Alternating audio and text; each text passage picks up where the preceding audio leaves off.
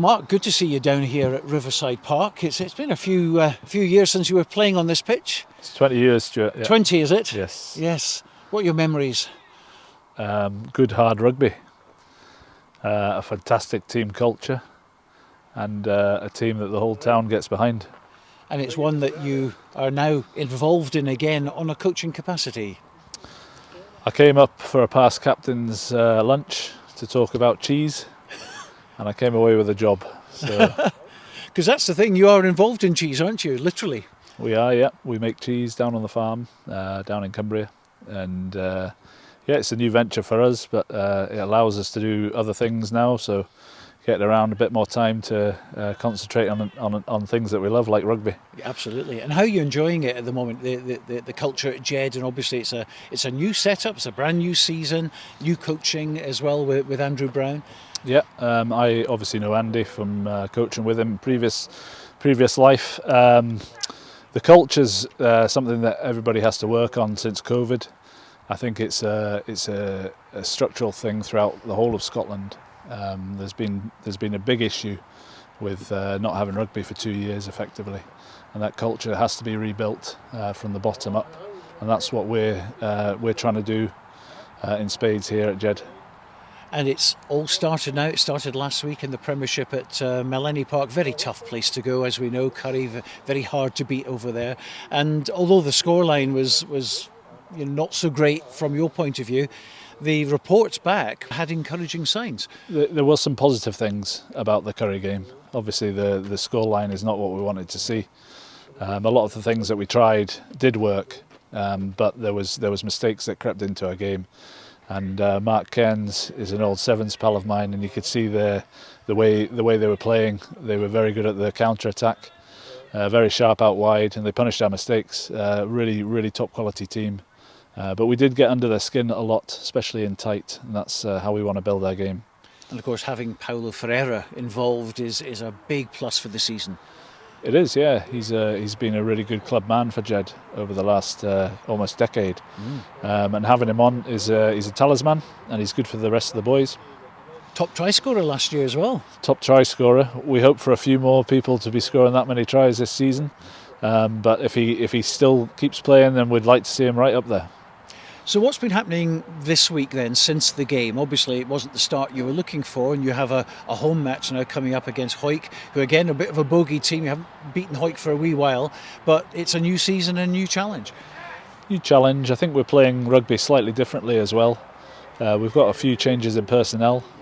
The week started with a bit of analysis. Both games. I mean, the Hawick-Selkirk game was a really interesting watch as well.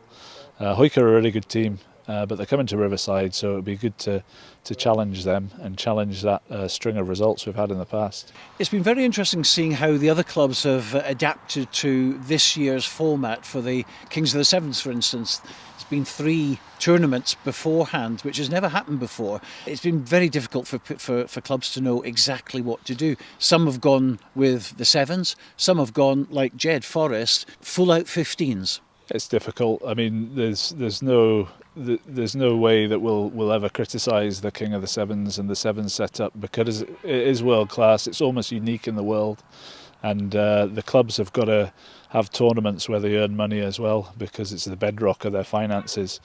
I mean, for us, we've had to concentrate on 15s because we're building this culture.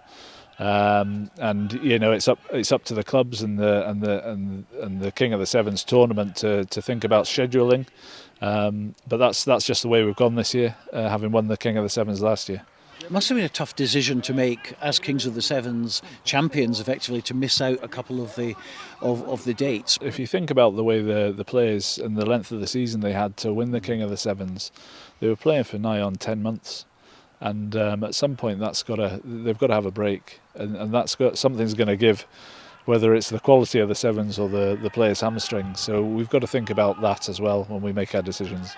And of course, I remember talking at the end of the season to Lewis and Gregor in particular, and they were absolutely knackered.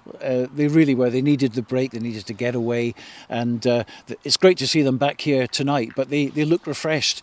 But you can't keep playing 10 months, 11 months, 12 months sometimes of rugby. No. I mean, boys, and we've all done it, you put your body on the line every single game for your club. and something's going to give if you're playing too much rugby. So we've got to watch that. We've got to manage that. These guys are working hard as well. They're successful off the pitch as well as on the pitch, and you can't jeopardise people's way of life. So, yep, that's all to be managed right the way through the team. We've got young lads coming through. We're going to utilise the Thistle as well. Have a very heavy focus on that this year. And yeah, we've just got to utilise the whole squad. The squad's bigger than just a couple of players, and we'll see that this season. So we've got the big game coming up then, the home match, first home match of the season at Riverside Park, and it's Jedforest against Hawick, and no team talk really necessary for that. What sort of squad are you going to be putting out? Well, we're going to put out a competitive squad. We're going to put out a challenging set of forwards that carry the ball hard, and we've got an experienced backline this week. So it's looking like potentially a good team. And certainly on the backs, again, Rory Marshall, Robbie Shirageb, the Youngs, Jai McGough is back at scrum half as well. It's beginning to look very familiar. Yeah, and we need that leadership. We need that leadership to come on the pitch as well as off it. And that's how we build that culture that we've been speaking about right the way through this interview. I mean, there's some really good experience there, and we will rely on that on Saturday.